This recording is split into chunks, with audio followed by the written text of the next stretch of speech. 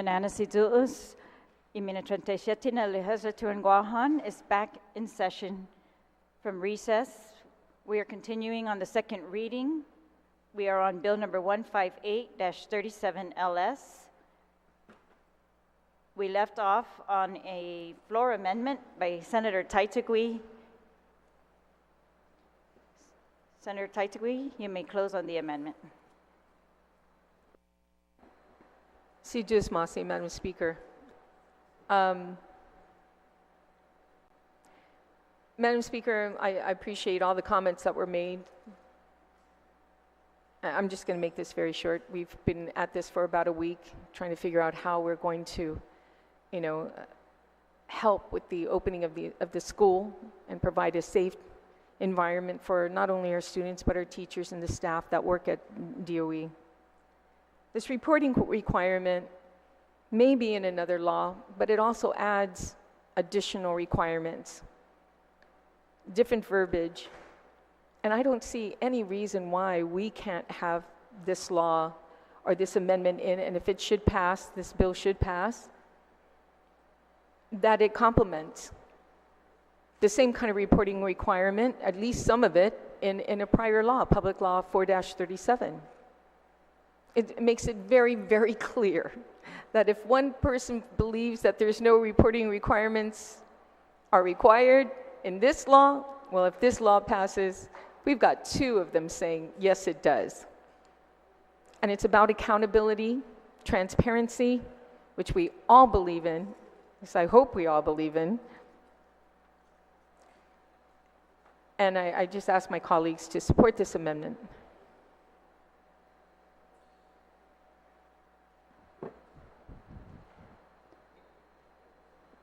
Thank you, Senator. On the amendment, this is the second amendment on the page on section 3. There was an objection. All in favor of the amendment, please raise your hand. Just hold it up for a little while. Amendment passes. We're back on the bill.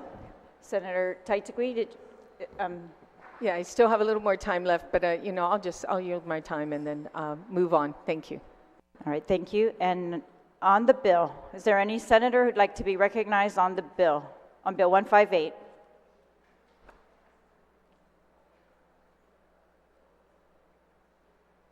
On the bill?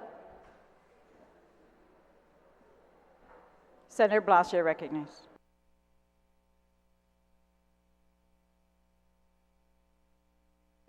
Thank you, Madam Speaker, for the opportunity, and good morning. Madam Speaker, Bill 158, and I want to thank the good author of the legislation. Is again, we're going to leave it to the subject matter experts. Give them the tools and give them the ability to be able to make sound and decisions. Recognizing that with the recently passed amendments of ensuring that there is still the accountability that's necessary to this. I think at the end of the day, it is the goal, the hope that the kids do the classrooms and the playrooms, the library, cafeteria, and the offices that they're going to be occupying or going in and out of, that these places are safe, they're healthy, and they're conducive to a learning environment. This is, again, as with the many bills that we had deliberated in this emergency session, a collective gathering of tools and of alternatives and of means to be able to accomplish ultimately what we would like to have accomplished. Again, I need to remind that, back when we discussed 3704, we recognized that there was going to be challenges, but we pushed ahead, we forged ahead on it. Unbeknownst to us and to many, to almost everybody. There was a natural disaster that occurred that obviously threw a wrench into the whole system. Okay, which gives us the opportunity, which is why we're in this emergency, because we have to look back, look at, okay, what had been set may need to be reset. And Bill 158 is but one of those opportunities and one of the alternatives that we would like to be able to give to the Guam Department of Education and to the Department of Public Health and Social Services. So I applaud the author, and I'm in support of this measure. Thank you very much, Madam Chair. Thank you, Senator. On the bill, Senator Fisher, you're recognized, and Senator Dueñas. Thank you very much, ma'am. I also would like to congratulate the author of this bill, Senator Dwayne T.D. San Nicolas. It's an excellent bill. It is straightforward, no question about what it will do, and what it will do is get our kids in school and getting them educated, and there's nothing wrong with that. And I applaud the surgical nature of this bill, and I support it. Thank you very much, ma'am. Thank you, Senator. Senator Dueñas, on the bill, you're recognized. Sidus Masi, Madam Speaker, and I also rise in full support of 15837. It's kind of interesting because as many of us were gathering to talk about potential alternatives and opportunities, having sat and heard the superintendent and public health for a couple of days go over 156, we were discussing issues, and all of a sudden we see a bill introduced by our good friend and the good Senator San Nicolas, and it's like, wow, I guess many others are contemplating this, and so we had a great opportunity to speak and chat with him, and I want to recognize that we were on the same train of thought because of his line of questioning, very straightforward line of questioning to the superintendent. You know, there has been questions, and there was a question to the superintendent Swanson that would you allow Dodea schools to open or operate under these conditions? And he said no. But many of us asked him, with additional tools and not being prepared, would you allow our schools to open and compromise safety of any one of our students, faculty, or staff? And he also said no. An emphatic no to that.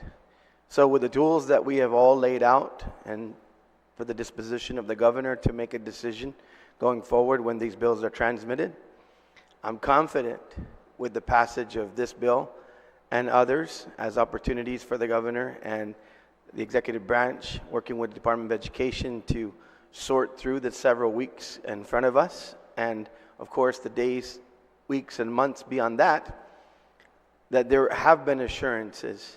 And I believe that's why the good senator took the initiative to introduce the bill, and then also was gracious enough to support also 159 and join the rest of us who decided to go ahead and provide an alternative as well. So I don't think we can overemphasize the fact that our good superintendent, who said, let me speak to these issues because I'm the one who takes the bullets. And so I was so impressed by that presentation of the superintendent, and I'm more impressed by the fact that Senator San Nicolas took that same energy, pushed it forward, and said, well, I'll see you one, I'll raise you, and see what happens. Thank you, Madam Chair. Thank you, Senator. On the bill, is there anyone else who'd like to be recognized on the bill? Any senator? Senator Barnett, you're recognized on the bill. Thank you, Madam Speaker. I want to first start with some news I learned of this morning, that Wendigo Elementary School has failed its public health inspection. But that doesn't seem to matter because this bill will allow kids to go to that school anyway.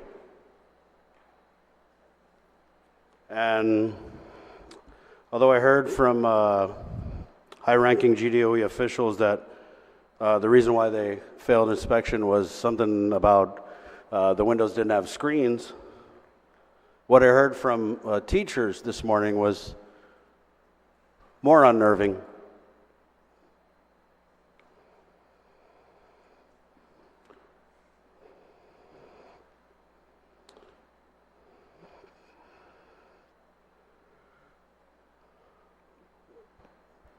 Has Public Health shared that Wendigo Elementary School, my school, failed inspection with the legislature because we were notified that we failed?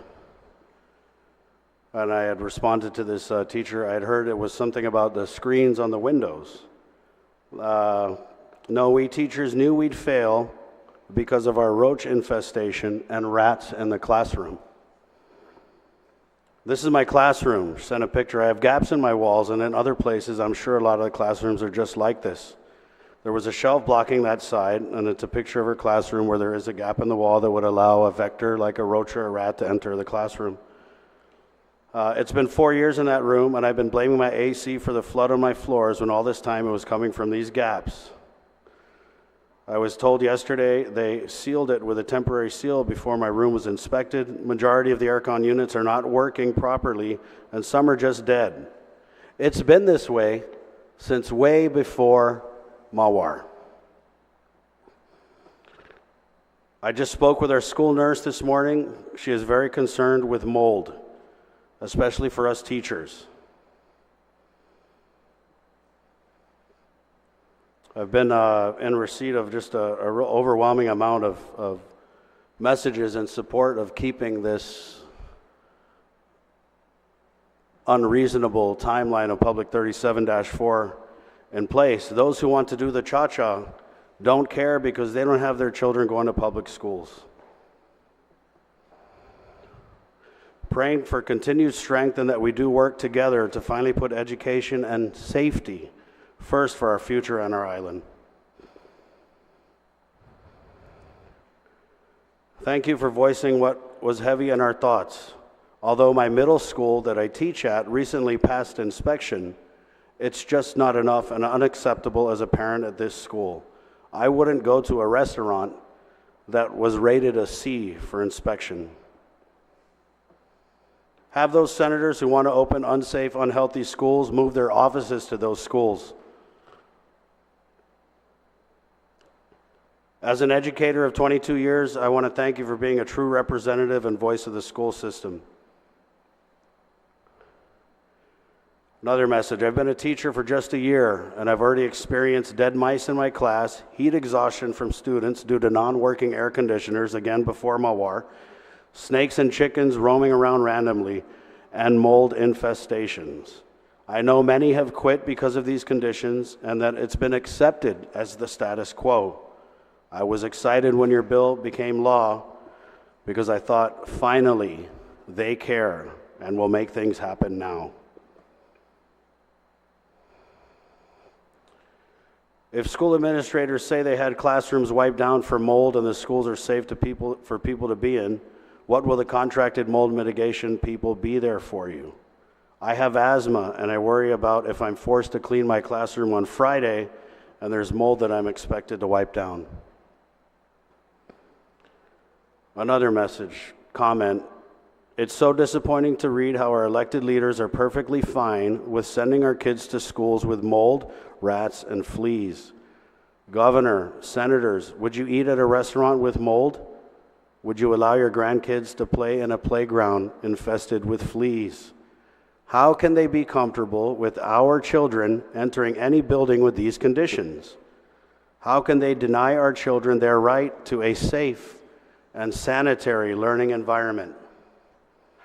As a parent of the public schools, I completely understand that my children may not go to school on August 23rd, but I am looking forward to the clean campus they will eventually return to. I pray that all of our leaders stop complaining and pointing fingers, and that they will truly put all hands on deck to fix our schools once and for all. The children of Guam deserve a clean environment to learn, not fancy, just acceptable. How can you expect A's and B's from students that were placed in schools that were rated D's and F's? They have accepted these conditions for way too long. I can't believe someone to leave it up to the superintendent to decide. I'm sure he'll do great things for GDOE, but this is why you guys are here having this discussion in the first place. I was at a Phase 3 school this morning because I wanted to just check. You know, there was a lot of talk about getting our kids educated, and the kids should be in school, and they should be in class, and they should be learning. And these overbroad generalizations are hard to argue because I agree. I totally agree. Our kids should be in school. They should be learning. But that's in jeopardy because of our failure to hold our leaders accountable over the last few decades. And so this Phase 3 school, because we're talking about sending kids back to schools, and I fear that with all of these efforts to get these kids back into schools, that even if we leave it up to the superintendent, as a previous speaker had said, we're going to end up having double session anyway. Because this Phase 3 school I was at doesn't have working bathrooms. And the ones that are working, you could smell as you approach. In desperate need of repair. So I asked the staff at the school, who were busy scraping paint to prepare the school for the students, let's say any combination of these bills that we're discussing passes. Would you be able to open? The response was, Senator, how can we open? We don't even have bathrooms.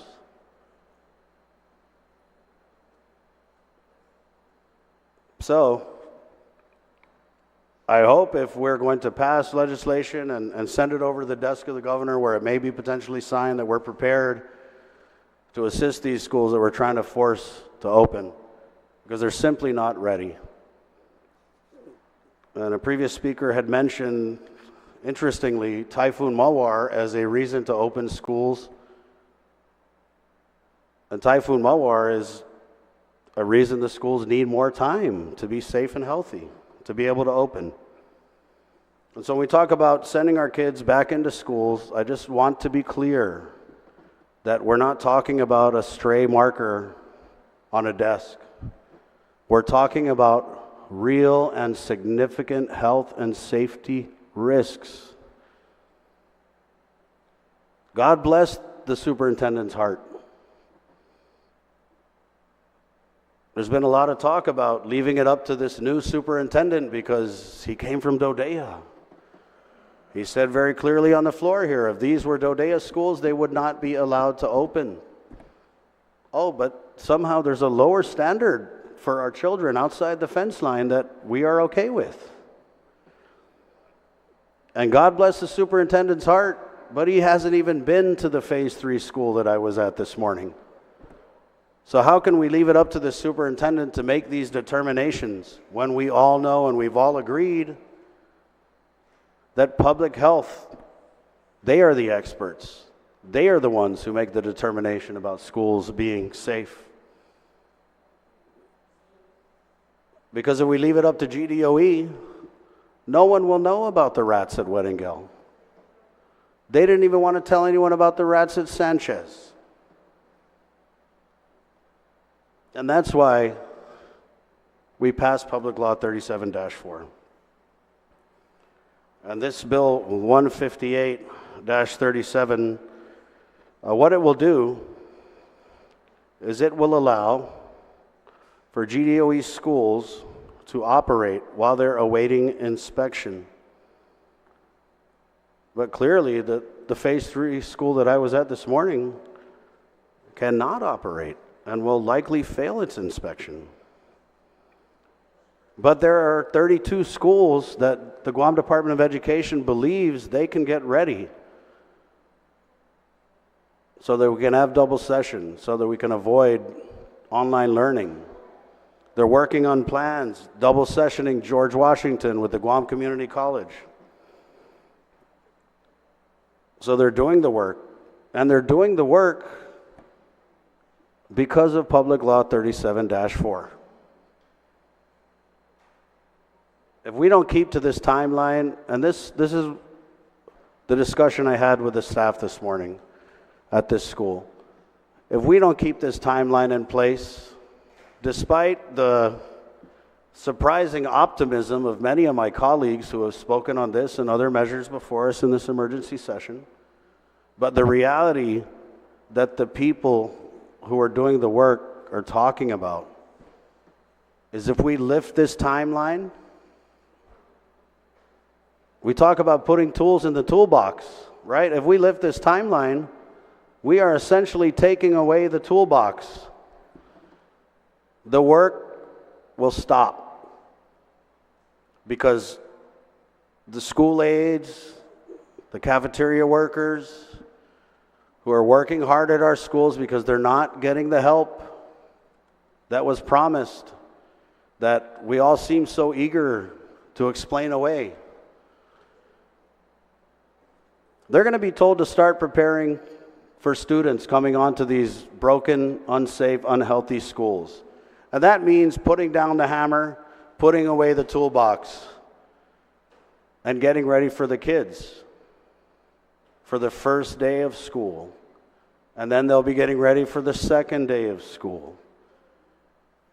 And then we're going to be having this same conversation next summer.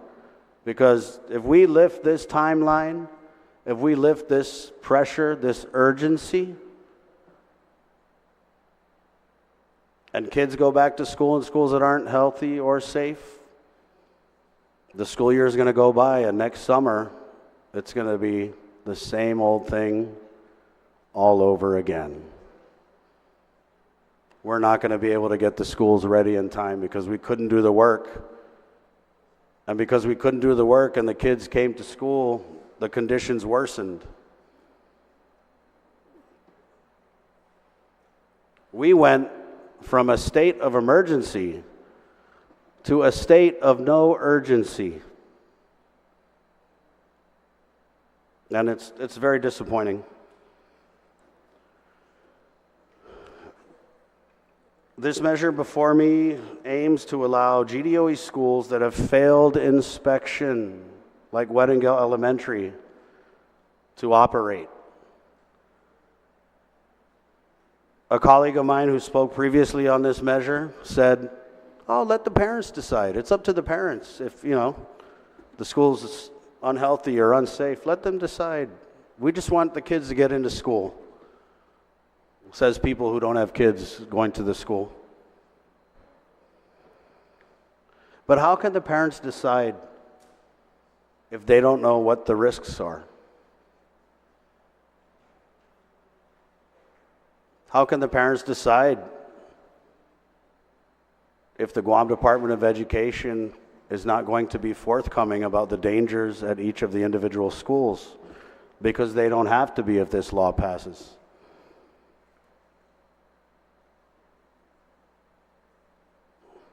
And so while I'm very troubled by the confusing direction we're going in as the policy-making body for our people, I don't even know what our policy is anymore. Because our policy up until last week was that we wanted our kids to go to clean, safe schools. Now our policy is we want our kids to go to clean, safe schools, and we don't. And we are now going to hand our policy-making duties off to Adelup and say, hey, you know what? You figure out the policy. Which way you want to go? You want to go this way? You want to go that way? You decide. It's embarrassing that we're passing the buck. And it comes at the cost of our schools and our school children. I do have a couple of amendments, though, that I would like to add to the bill. Because again, the intention apparently of the body is to send a bunch of bills up to the governor and let her decide. And so I want to make sure that if that's the case, I'm going to try and make the bill before me a little more acceptable, as difficult as that is. And so I've placed a couple amendments in the drive. Madam Speaker, do I just do that now? Okay. Yes. So my first amendment, since We seem so eager to get these kids back into schools that the Guam Department of Education has clearly stated are simply not ready. And we're looking to allow our students to go into schools that have failed public health inspections, or... I rise to a point of procedure. Ma'am, it's too late to offer the amendments. The speaker is out of time.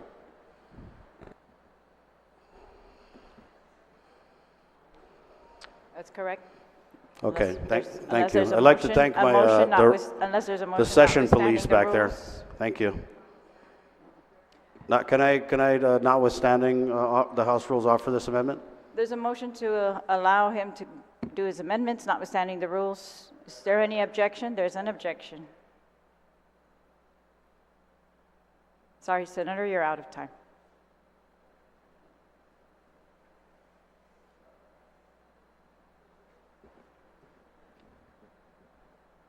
We're on the bill. Is there anyone else who'd like to speak on the bill?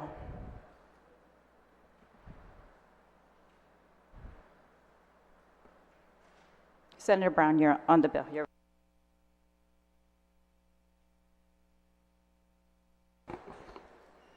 Thank you, Madam Speaker. You know, I rise in support of Bill 158, and I certainly give credit to my colleague, Senator San Nicolas, for introducing it.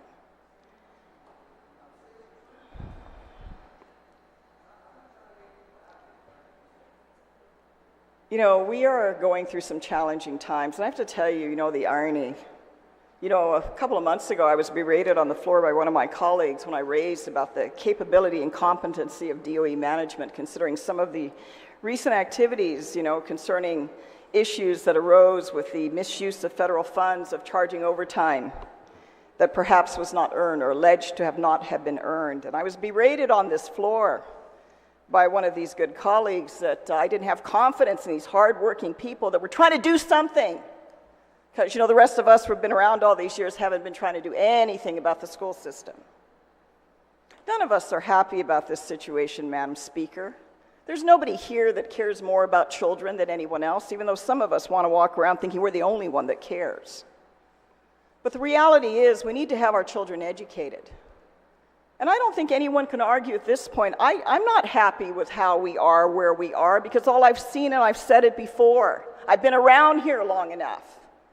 The only thing that's changed are the name of the faces that sit up here from DOE and public health. But have things gotten better? No, in some areas they've actually gotten worse. Am I happy about it? No. Because I've done heavy lifting in this government. Not everyone here has, so I can talk. Because I've run major operations in this government. There's not a single department I've ever worked at that I haven't made sure in physical infrastructure was better than when I walked in, to ensure that the employees had a safe, clean working environment. Didn't have to be the nicest and the fanciest, but it would be safe and it would be clean. So yeah, I'm a little dumbfounded. I'm dumbfounded by this because there's a lot of people in the system that are administrators at DOE that looked many different ways. Because how did we get to where we're at? Who here is happy with where we're at? Who here condones where we're at? I don't think any of us do. But we are not the arms and legs and infrastructure of DOE to go into the schools and fix it. What we can do and what we're authorized to do in this branch of government is set policy. So, let's flip this over here. Are we now saying all these hardworking people in DOE are incompetent and incapable and they're not going to do anything? I think we can all agree a lot of attention has now been placed on the maintenance of our school facilities. Last year, Madam Speaker, I recall when the administration decided that, we're going to do these pay raises.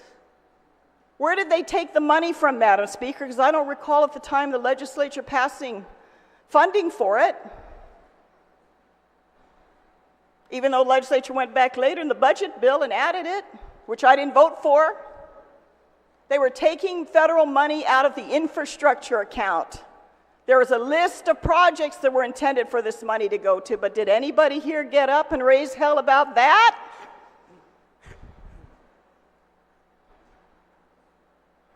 The maintenance of these facilities that a year ago could have been addressed, but no, we've got to make sure we get our money in our pocket. That's more important. But where there are areas where schools can be occupied, where it is safe and clean for our children to be educated, then by all means, let's get our children educated. We didn't get here overnight, and we're certainly not going to get it all addressed in the next 2.5 weeks. The procurement of the government of Guam, oh my goodness, another creation of this government that literally makes it impossible for us to acquire the goods and services that we need. Then we put a system of protest on top of it. So hopefully, Senator Sabina's bill will help us facilitate so that we can actually get the tools that we need in the toolbox to do the job. So I hope we're not saying now we don't have confidence in these DOE administrators to go out there and do what they need to do, what they should have been doing. But you know what? I'm going to step up.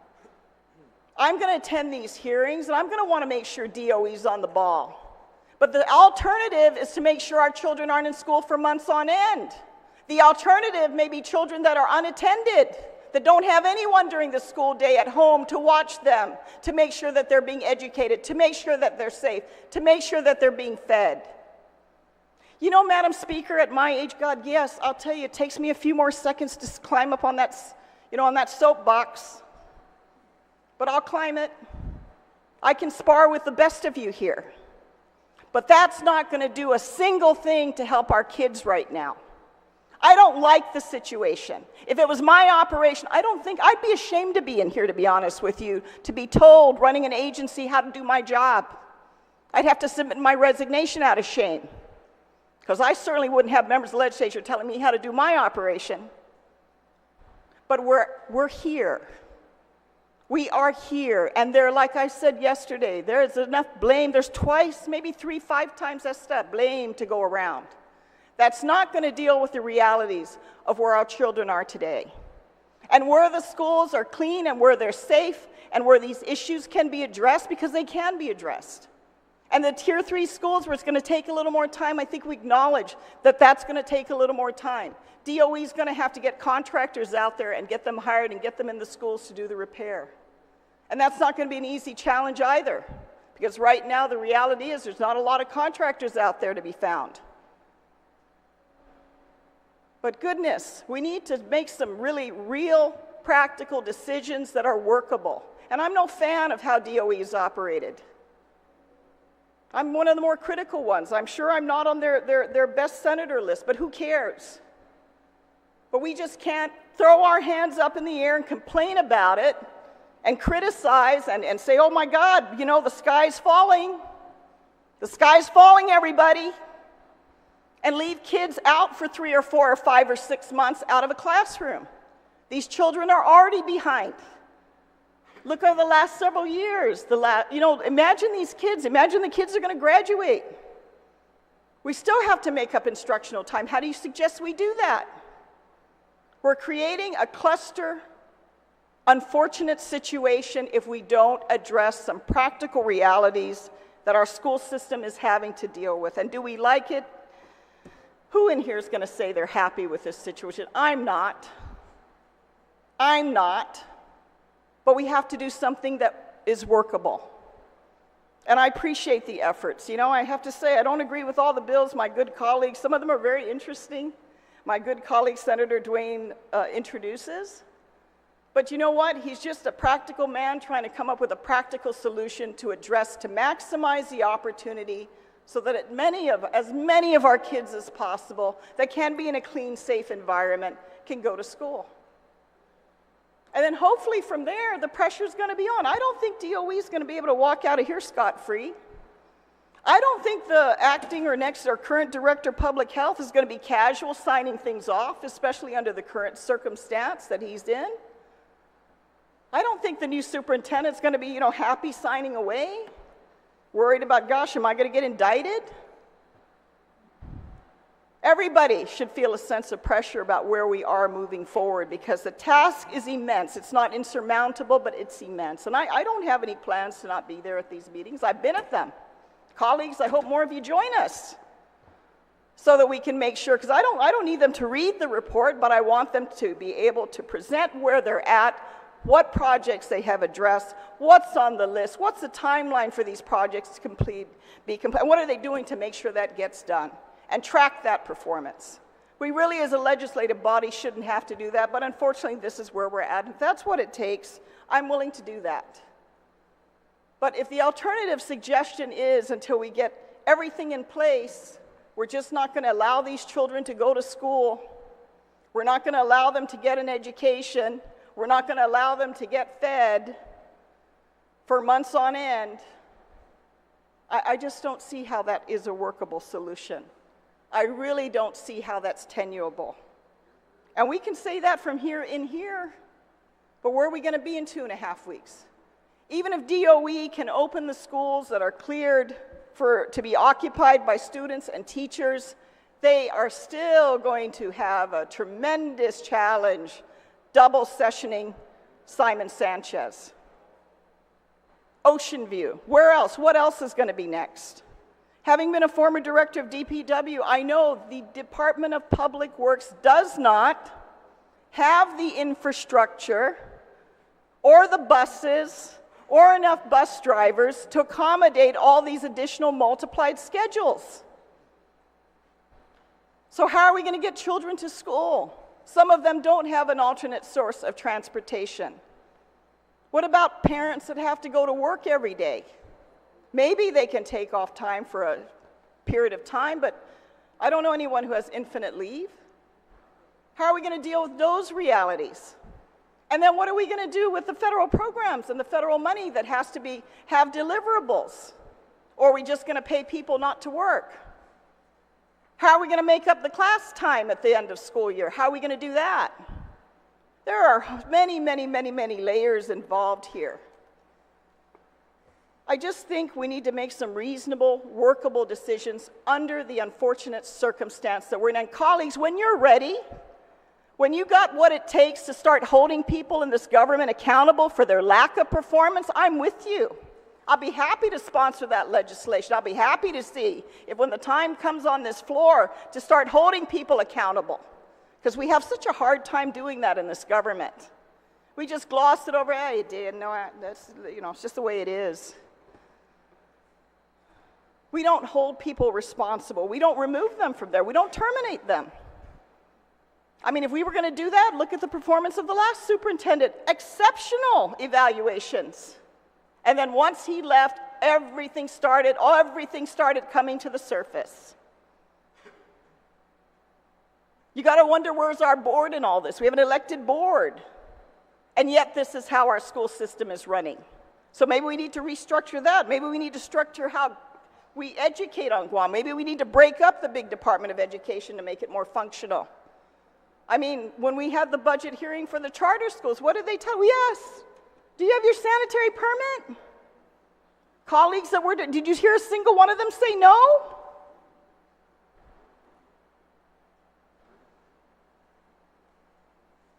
If smaller schools, private schools, charter schools can do it for less money and produce children with higher scores, then maybe we need to look at that. And that's definitely a discussion we're going to have, but it has to happen another day. It's not going to happen in the next 2.5 weeks. So I think we need to do all that we can in this time frame, and even after, because every child is not going to be able to go to school in 2.5 weeks. But any steps we can take to maximize the opportunity for as many children to be in the classroom, for teachers to be teaching, if we have a certified teacher in the classroom teaching our children, then to me, wow, I think that needs to be a priority. And whether we have kids in the public school system or not, I don't think there's anyone here who's less caring or less compassionate, whether you biologically have children or not. Otherwise, why would we be here to serve our public? Why would we sacrifice to go through all we have to do to be here? Good Lord, I mean, I didn't realize that God only granted a select few in here to matter, and everybody else, well, good luck to you, you know? God didn't pick you. You were not anointed. It's really, really disturbing to continue to hear this. And whenever it's convenient, we flip on a dime on what we say and how we attack and how, whatever. Who cares at this point about us? What's important is ensuring that we have the opportunity to get the children in the classroom. What's important is that we track DOE to make sure they deliver, that they perform, and that they get these things corrected. Because I'll tell you, just complaining about it ain't going to get us there. And I don't see anybody slacking off at this point. I'm going to make sure they're not slacking off. I'm going to be there to make sure they're not slacking off. And I hope the rest of us are going to be there to hold them responsible. That's what we should be focused on. That's what we're capable of doing. And that's certainly what we should be doing. With that, Madam Speaker, again, I rise in support of Bill 158.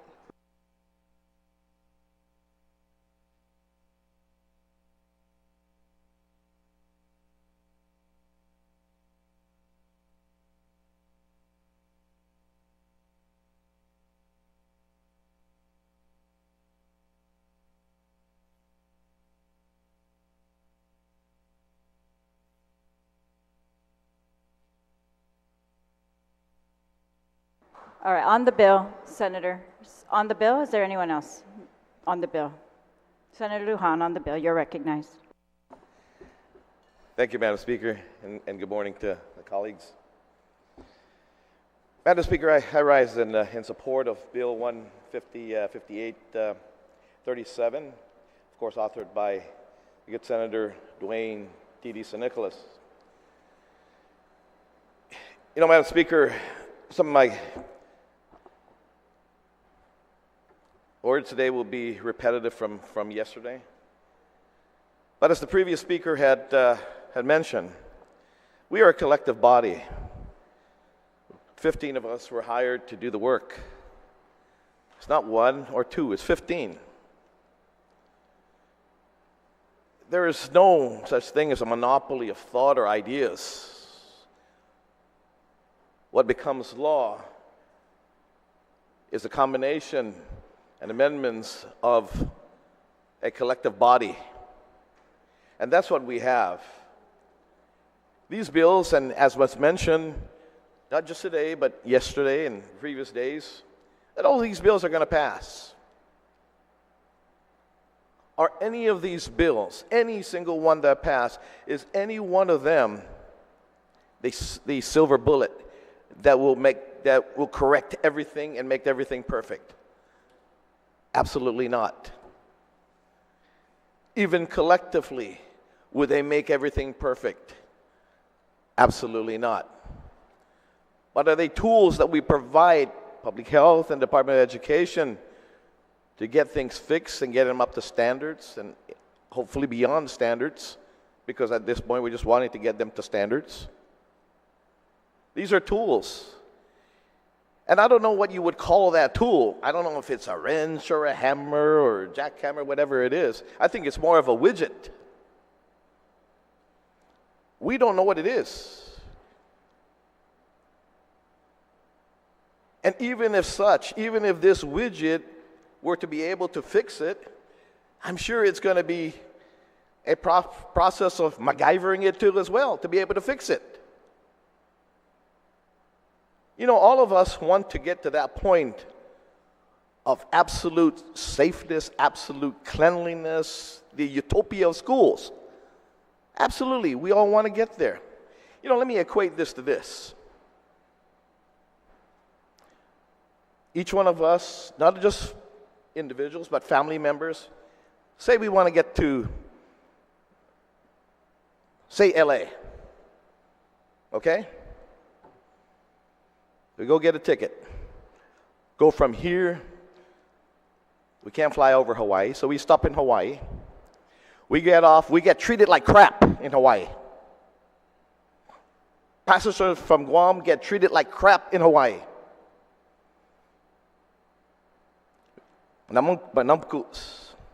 Have to lug their bags once they get off the plane, lug them back upstairs, walk about a mile to their connecting gate, hungry, thirsty, paid thousands of dollars because they need to get there right away. Most of us have learned that. So we take the other route. We go through either Japan, we go through the Philippines, we go through Korea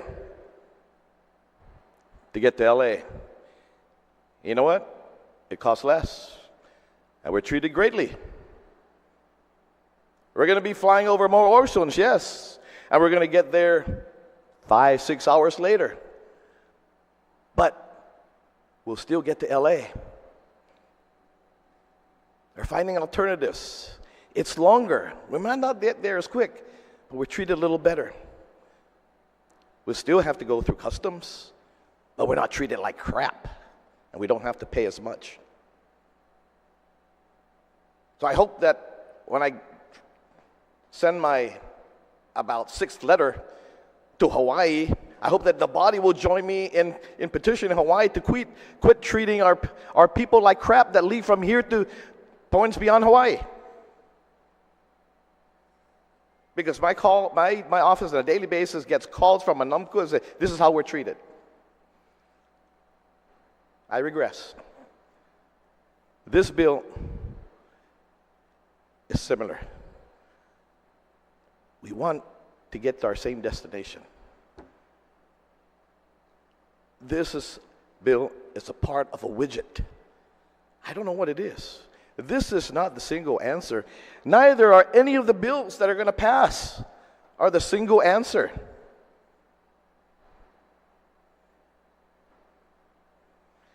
And if it was that single answer, then that bill, the author of that bill that has that single answer, will say, this is guaranteed 100% that if this bill passes, it will be this, 100% guaranteed.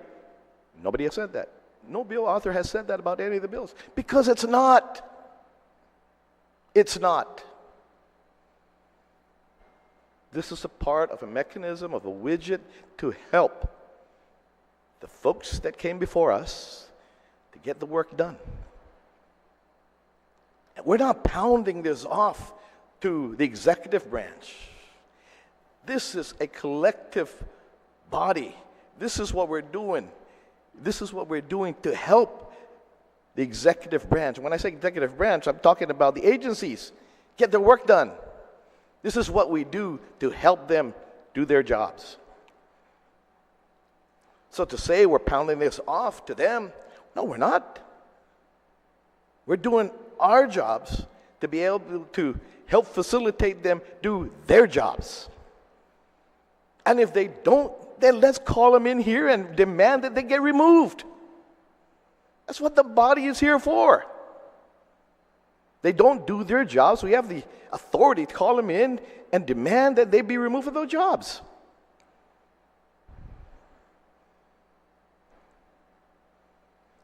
So to say that any single one of the members of this body to stand up and advocate for sending our kids to dirty, unsafe schools, it's like saying, well, Jess or Senator Frank, you're going to fly through Japan to go to LA? Oh, you're putting your life in danger, brother. If I know. You could say, you're going to be flying over more ocean than me, brother. Yeah, that's the truth. And bro, I might get to LA a little faster than you. And he'll agree with that. But then he'll turn around and say, hey, but I won't be as frustrated as you.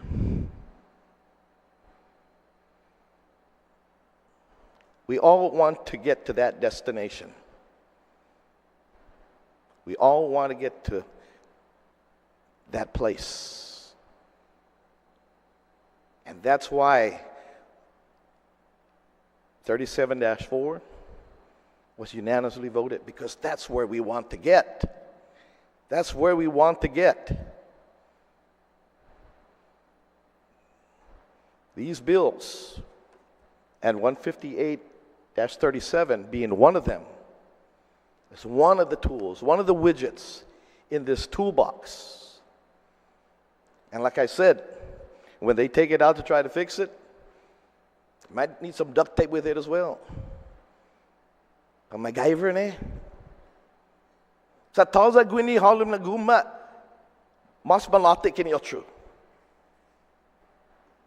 Tawza gwini gikinsi, mas malati kini otro gwini na membro, gini na guma. Guma itauto Guam. There's not a monopoly of thought in here. We are 15, and I'll dare for someone to say that one of us is advocating for an unsafe, unclean school. How dare you come to my face and tell me that I want my nephews, Jeremy and Gavin, to go to school, to an unsafe and dirty school? Come and face me and tell me that that's what you want me to do.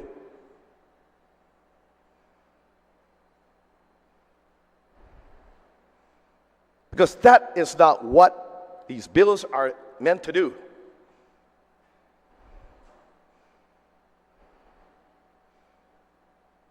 You know, when we call these people, at times, the expert, at times we don't trust them.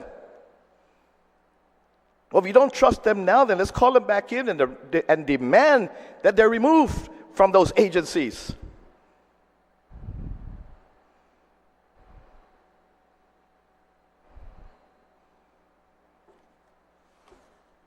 But to sit here to listen to insult that this body wants to allow kids to go into dirty and unsafe schools?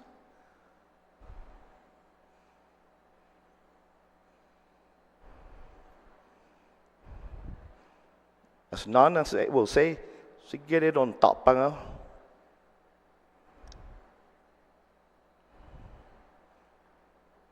Like I said, I'm a product of public schools and very proud of it.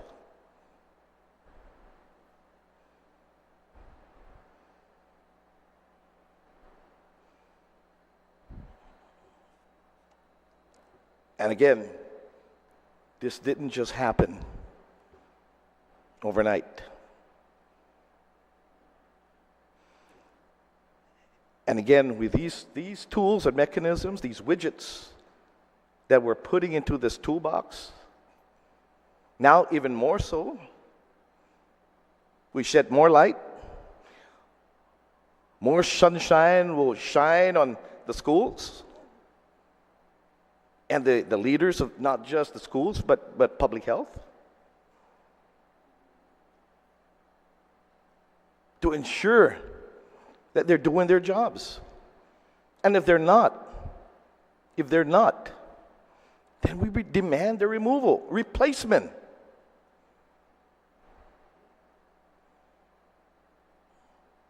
I have high hopes for the new superintendent, but if he doesn't do his job, hey, should be removed.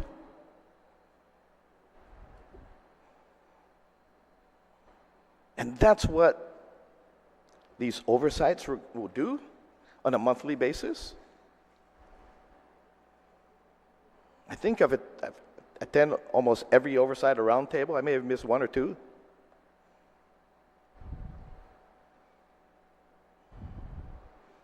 But again, colleagues, I rise in support. Is 15837 the silver bullet? Absolutely not. Are any of the bills that we're going to pass today the silver bullet? No.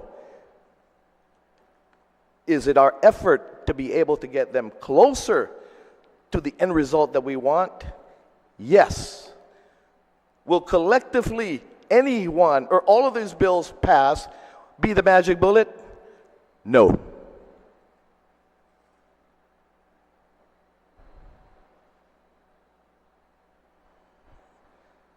So again, I want to thank my colleague Dwayne,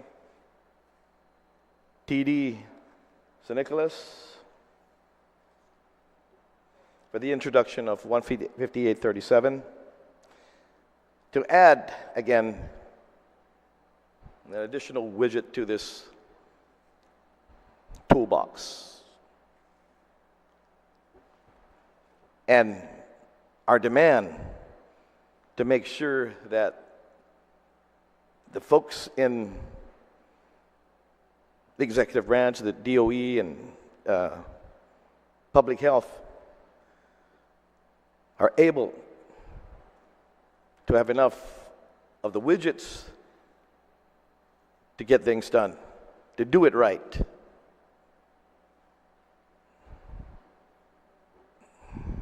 And with that, Madam Speaker, I thank you, and thank you to my colleagues, and I urge my colleagues to vote on Bill 15837 LS by the good author Dwayne T.D. San Nicolas. Thank you very much, Madam Speaker. Thank you, Senator. On the bill, is there any other senator on the bill? Senator Perez, on the bill, you're recognized. Thank you, Madam Speaker. I yield my time to Senator Barnett. Senator Barnett, you're recognized. Madam Speaker,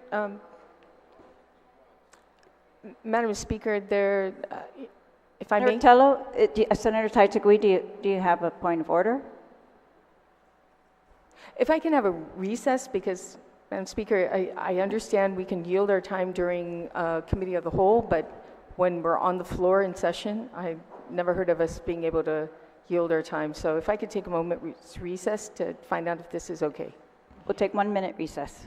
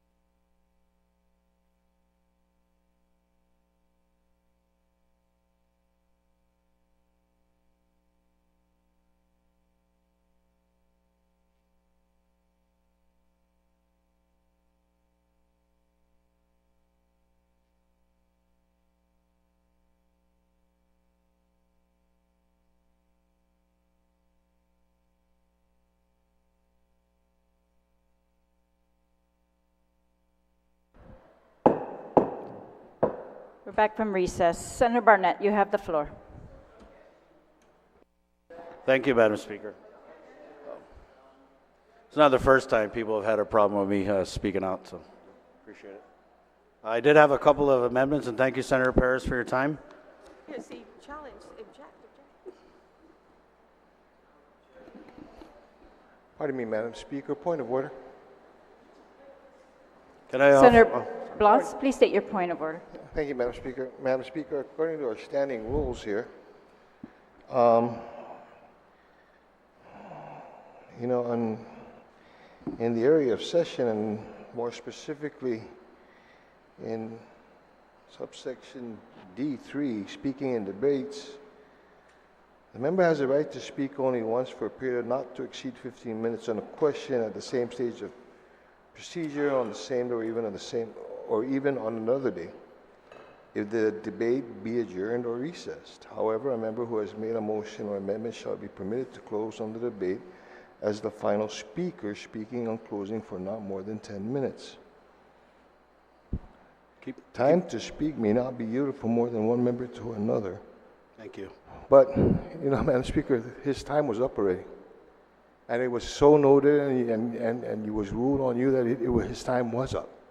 And just based on your ruling that his time was up, based on an inquiry from, and I appreciate and I respect.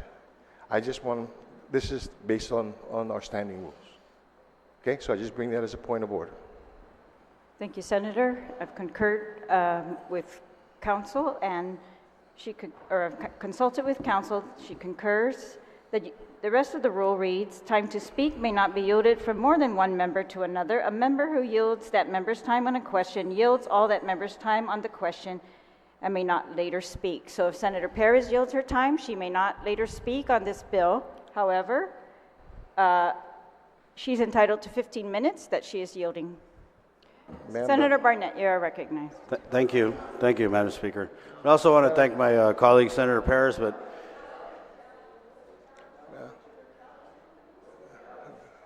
Madam Chair. really, I just want to put an amendment in here. Okay. Thank you.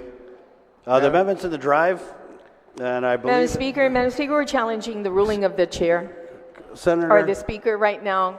I mean, everybody's back here trying to get your attention, Speaker, so I'm sorry to jump up and interrupt like this. Ma'am, if I could just be allowed to continue? But we are challenging the speaker right now, and we'd like a You mean vote. you would like to move, notwithstanding the rules, that he not be allowed to speak? So you don't want me to talk, in other words?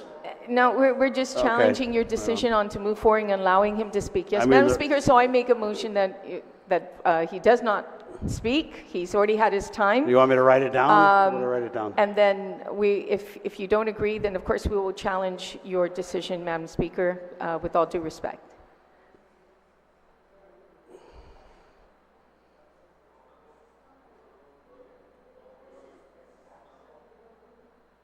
Ooh, I feel, like, can I talk or not? What's wrong? Thank you, Vice. Point of order, Madam Speaker, Please please. state your point of order and cite the rule. I'd just like to note for the record that there was a motion that was made, and that motion should be addressed. There has That's been right. a motion on the Madam floor. Speaker, there was and a if motion legal made to counsel was yield in- me- Senator Barnett, please let me hear the Vice Speaker's point of order. On a Please cite moment- the rule. On a moment's recess, Madam Speaker, just to get a One clarification. moment's recess.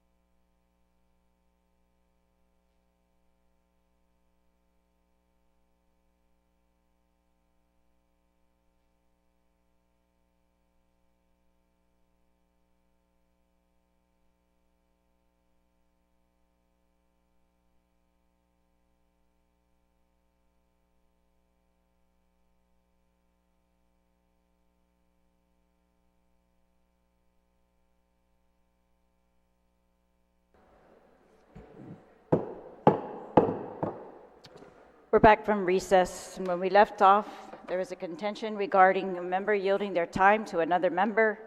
The rules on page 9, section D3, clearly allow one member to yield 15 minutes of their time to another member, and each member of the body is entitled to speak and debate for 15 minutes. I have never denied anyone from yielding their time to another, and to do so would be to ignore the sentences in our rules that allow for yielding of time. So I have ruled that Senator Perez is allowed to yield her time to Senator Barnett. Madam Speaker, I rise to a point of order. Please state your point of order. At this time, I call the previous question on 15837, which ends debate. There's a call for the So- previous question. All those in favor, please raise your hand. Motion passes. So I can't talk. No. Okay, so they don't want me to talk. Thank you.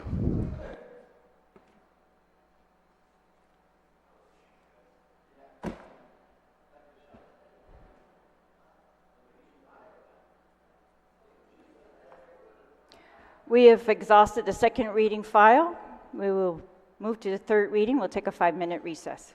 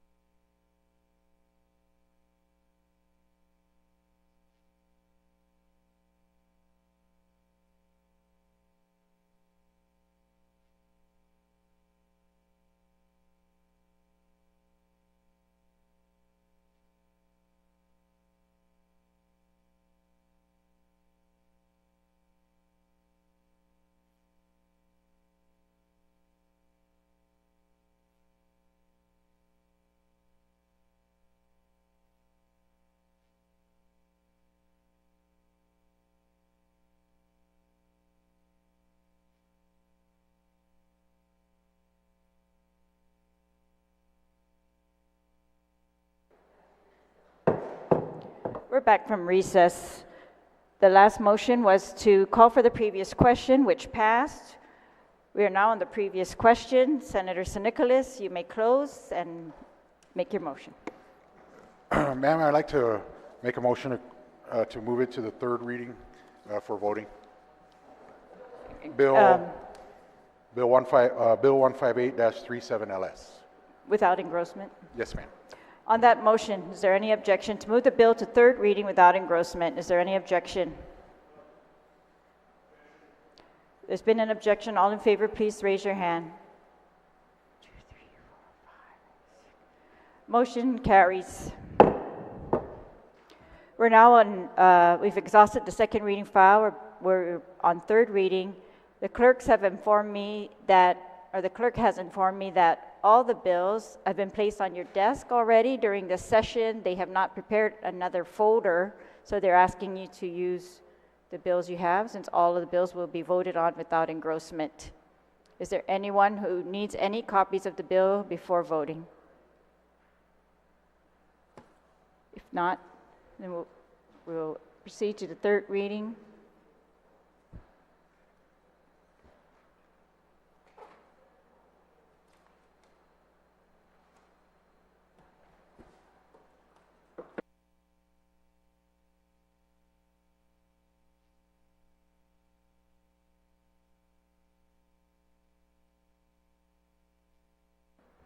Right, the first bill is Bill number 156-37 COR. Clerks, please read the title. Bill number 156-37 COR, introduced by Therese M. Terlahi, Chris Barnett. An act to amend Section 4722 of Article 7, Chapter 4, Division 1 of Title 26, Guam Administrative Rules and Regulations relative to expediting GDOE school inspections by authorizing variances and to increasing small purchase limits, the detailing of additional inspectors, and the temporary employment of retired Government of Guam inspectors for the opening of GDOE public schools. Roll call. Senator Barnett. Senator Barnett, aye. Senator Blas. Senator Blas, aye. Senator Brown. Senator Brown, aye. Senator Dueñas. Senator Dueñas, aye. Senator Fisher. Senator Fisher, aye. Senator Lujan. Senator Lujan, aye. Vice Speaker Muñoz-Barnes. Vice Speaker Muñoz-Barnes, aye. Senator Parkinson. Madam Speaker? Majority Leader, you are recognized. Thank you. I move to excuse members not present for this vote. On that motion to excuse members not present, is there any objection? Seeing no objection, motion carries.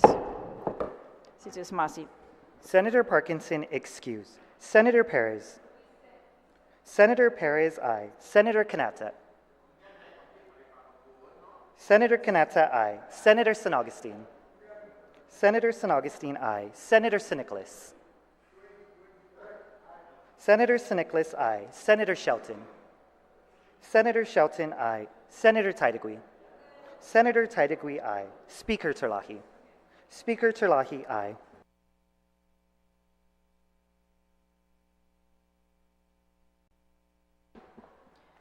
Bill number 156-37 COR received.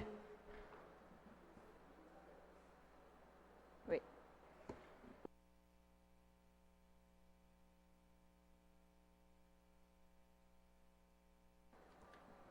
Bill number 156-37 COR received 14 ayes and 1 excused. Bill number 156-37 COR is duly passed by this body. We're now on Bill number 91-37 COR. Clerks, please read the title. Bill number 91-37 COR, as amended by the Committee on Education, Public Safety, and the Arts, and further amended on the floor. Introduced by Joe S. San Augustine, Chris Barnett, Tina Rose Muñoz-Barnes, Roy A.B. Kanata, Dwayne T.D. San Nicolas, Frank Blas Jr., Joanne Brown, Christopher M. Dueñas, Thomas J. Fisher, Jesse A. Lujan, William A. Parkinson, Sabina Flores Perez, Amanda L. Shelton, Tello T. Taitigui, Therese M. Terlahi.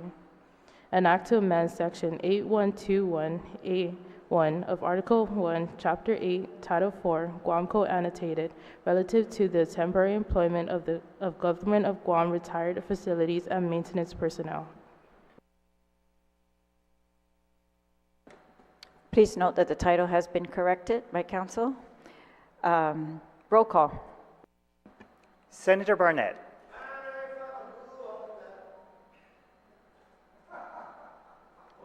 Senator Barnett, aye. Senator Blas. Senator Blas, aye. Senator Brown. Senator Brown, aye. Senator Dueñas. Senator Dueñas, aye. Senator Fisher. Senator Fisher, aye. Senator Lujan. Senator Lujan, aye. Vice Speaker Muñoz-Barnes. Vice Speaker Muñoz-Barnes, aye. Senator Parkinson. Senator Parkinson, excuse. Senator Perez. Senator Perez, aye. Senator Kanata. Senator Kanata, aye. Senator San Augustine. Senator San Augustine, aye. Senator San Nicolas. Senator San Nicolas, aye. Senator Shelton. Senator Shelton, aye. Senator Taitigui. Senator Taitigui, aye. Speaker Terlahi. Speaker Terlahi, aye. Bill number 91-37 COR received 14 ayes and 1 excuse. Bill number 91-37 COR is duly passed by the body. Bill number 149-37 COR. Clerks, please read the title. Bill number 149-37 COR, as amended by the Committee on Environment, Revenue and Taxation, Labor Procurement and Statistics, Research and Planning, substituted and further amended on the floor. Introduced by Sabina Flores Perez, Chris Barnett, Frank Blas Jr., Joanne Brown, Christopher M. Dueñas, Thomas J. Fisher, Jesse A. Lujan, Tina Rose Muñoz-Barnes, William A. Parkinson, Roy A. B. Kanata, Joe S. San Augustine, Dwayne T. D. San Nicolas, Amanda L. Shelton, Telo T. Taitigui, Therese M. Terlahi. An act to add a new section 12117 to Chapter 12 of Division 4, Title 2. Guam. Sorry, clerks, could you please reread that title? An act to add a new section 12117 to Chapter 12 of Division 4. Just 1 minute recess.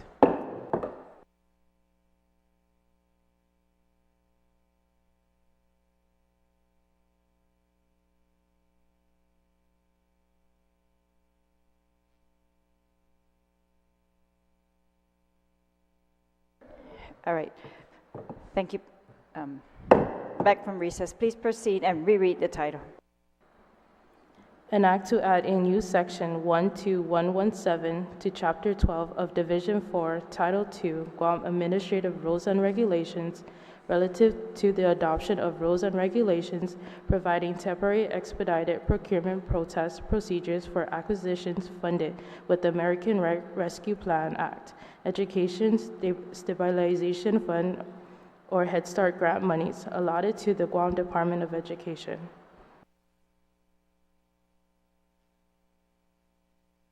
Roll call. Please note that the title was changed by the Legislative Council. Roll call. Senator Barnett. Senator Barnett, aye. Senator Blas. Senator Blas, aye. Senator Brown. Senator Brown, aye. Senator Dueñas. Senator Dueñas, aye. Senator Fisher. Senator Fisher, aye. Senator Lujan. Senator Lujan, aye. Vice Speaker Muñoz-Barnes. Vice Speaker Muñoz-Barnes, aye. Senator Parkinson. Senator Parkinson, excuse. Senator Perez. Senator Perez, aye. Senator Kanata. Senator Kanata, aye. Senator San Augustine. Senator San Augustine, aye. Senator San Nicolas. Senator San Nicolas, aye. Senator Shelton. Senator Shelton, aye. Senator Taitigui. Senator Taitigui, aye. Speaker Terlahi. Speaker Terlahi, aye. Bill number 149-37 COR received 14 ayes and 1 excused. Bill number 149-37 COR is duly passed by the body. We're now on bill number 159-37 LS. Clerks, please read the title. Bill number 159-37 LS, as amended on the floor. Introduced by Frank Blas Jr., Joanne Brown, Dwayne T. D. San Nicolas, Telo T. Taitigui, Christopher M. Dueñas, Jesse A. Lujan, Thomas J. Fisher, Tina Rose Munoz Barnes, William A. Parkinson, Roy A.B. Kanata, Joe S. St. Augustine, Amanda L. Shelton. An act to amend Section 4719 of Article 7, Chapter 4, Division 1, Title 26, Guam Administrative Rules and Regulations relative to compliance requirements and regulations for Department of Education public schools. Roll call. Senator Barnett. Senator Barnett, nay. Senator Blas. Senator Blas, aye. Senator Brown. Senator Brown, aye. Senator Dueñas. Senator Dueñas, aye. Senator Fisher. Senator Fisher, aye. Senator Lujan. Senator Lujan, aye. Vice Speaker Munoz Barnes. Vice Speaker Munoz Barnes, aye. Senator Parkinson. Senator Parkinson, excuse. Senator Perez. Senator Perez, nay. Senator Kanata. Senator Kanata, aye. Senator St. Augustine. Senator St. Augustine, aye. Senator St. Nicholas. Senator St. Nicholas, aye. Senator Shelton. Senator Shelton, aye. Senator Taitigui. Senator Taitigui, aye. Speaker Terlahi. Speaker Terlahi, nay.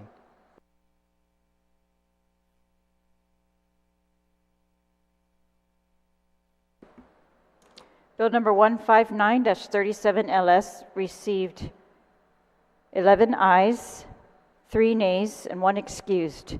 Bill number 159-37 LS is duly passed by this body. Bill number 158-37 LS. Clerks, please read the title. Bill number 158-37 LS, as amended on the floor, introduced by Dwayne T.D. St. Nicholas. An act to authorize the operation of Guam public schools that are awaiting inspection for school year 2023 to 2024. Roll call. Senator Barnett. Senator Barnett, nay. Senator Blas. Senator Blas, aye. Senator Brown. Senator Brown, aye. Senator Dueñas. Senator Dueñas, aye. Senator Fisher. Senator Fisher, aye. Senator Lujan. Senator Lujan, aye. Vice Speaker Munoz Barnes. Vice Speaker Munoz Barnes, aye. Senator Parkinson. Senator Parkinson, excuse. Senator Perez. Senator Perez, nay. Senator Kanata. Senator Kanata, aye. Senator St. Augustine.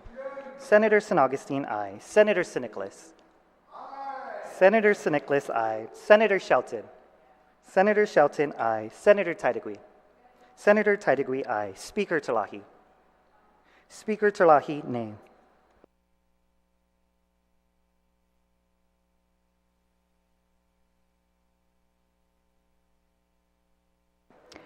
Bill number 158-37 LS received 11 ayes and 3 nays and 1 excused. Bill number 158-37 LS is duly passed by this body. We've exhausted the voting file. We are now on brief extension of remarks. Floor is open to brief extension of remarks. Is anyone who'd like to be recognized?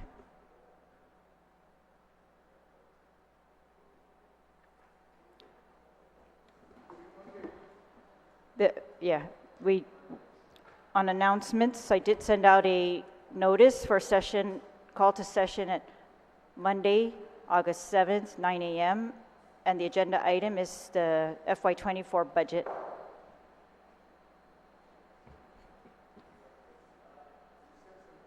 Majority Leader, you are recognized. Thank you, Madam Speaker. I move to adjourn today's session, subject to the call of the Speaker. On the motion to adjourn, subject to the call, is there any objection? Seeing no objection, motion carried.